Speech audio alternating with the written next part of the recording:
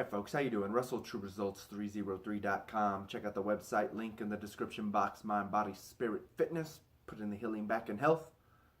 Follow on social media, Facebook, Twitter, Google+. The podcast is out there. Links down below. All right, True Crew, coming at you today with a quick video on how to bring the intimacy, affection, and love back into your relationship. Now, this is going to be for those married men out there, women as well. But what can you do to bring that in, right? They say a majority of the time when you have been in a relationship for a long time, you're no longer making love to your wife. And that's where I'm going with that. But I'm using the word intimacy, passion, and affection, right?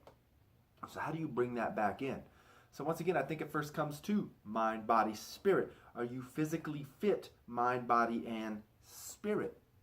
We've got to understand that. We must realize that we always come and fall into a rut in our life, right? But that rut, if it's in your relationship, it usually begins with you.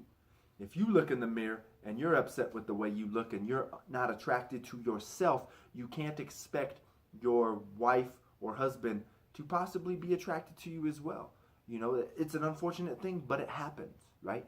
We've got to understand that as well. You fall in love with the person, right? It's not always looks, but we've got to understand if you're unsatisfied with the way you look, unfortunately, it's human nature, your loved one might be as well. Mentally, are you stimulating yourself mentally to where you're not stuck in these boring conversations of how's the weather, how was your day, good, blah, blah, blah. You need to be able to stimulate each other. We've got to understand that, they say women talk more than men, words per day, right? So if that's the case, men, you must be able to or be working on your mental game, learning new things, and being able to share these ideas and thoughts with your wife, right? Men were more visually stimulated. Women are going to be more mentally stimulated, emotionally stimulated, those types of things, right? So how are you doing in that area of your life? Are you learning new things, reading books, able to bring some interesting concept into conversation, right? And then spiritually, in reality, when we train our body, we train our mind, we're really training our spirit. So is your spirit healthy? Are you leading your family spiritually? So those are going to be the main things.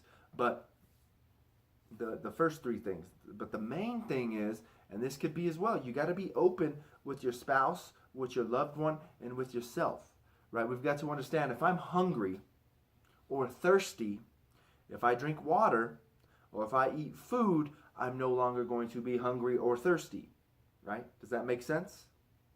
Right? If I'm thirsty and I drink water, I will no longer be thirsty for the next 2 to 3 hours, 4 hours, 5 hours, whatever the case may be.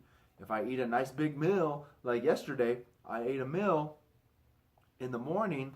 The lady and I went out, or not in the morning, we had lunch. I didn't eat breakfast, we had lunch, a big lunch. I didn't eat till I got home after work. I didn't eat till 10:30 at night, right? Had some food, called it good. Same thing is going to happen with men or women in that sexual appetite. How is your sexual appetite? If you are you are in the need of that physical connection, and unfortunately your spouse is like, not right now, and then you go to self-gratification, pornography, masturbation, you have now quenched that thirst, that hunger, right? So now you're not going to want to pursue your wife, right?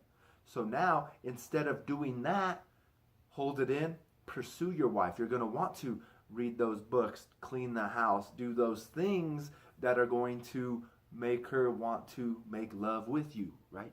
Unfortunately, that's the way human nature is, right? They say sometimes the women like to use, the sexual act, unfortunately, as the reward for doing something. That's a bummer, right? The next thing to think about is maybe you're not that great of a lover, right? Maybe your wife is not being sexually satisfied, so she does not want to have sex with you. So you need to step your game up, right? They say if you go into, I think it's Love and Responsibility, written by Pope John Paul II, he talks about if you are a man and your wife is not reaching orgasm, you yourself are not a good Christian. You are not making love the correct way if your wife is not reaching orgasm. So in reality, that might be a check for you. Are you actually satisfying your loved one, your spouse, right? And we can't let that be. You can't let that be an egotistical thing. Like, yeah, machismo, right? Yeah, I made her reach her. No, you're doing it because it's the right thing to do, right? You're doing it because you want her to enjoy the act as well. And then in reality, right, men, we should be doing things the same. So the Pope actually says in his writings that if possible, man should be able to control his orgasm to where him and his wife can reach climax at the same time to truly have that intimacy, right? So food for thought there. Are you mentally fit, spiritually fit, physically fit? And then once again, are you even a good lover? I've heard it said best, if your wife's excuse is I'm having a headache, then once again, most likely you are not a good lover, because a good sexual encounter will eliminate a headache any time of the day, right? So once again, I hope this helps. Food for thought out there, husbands. Don't forget to follow on social media, Facebook, Twitter, Google+. The podcast is out there. Subscribe to this channel. Share and like these videos.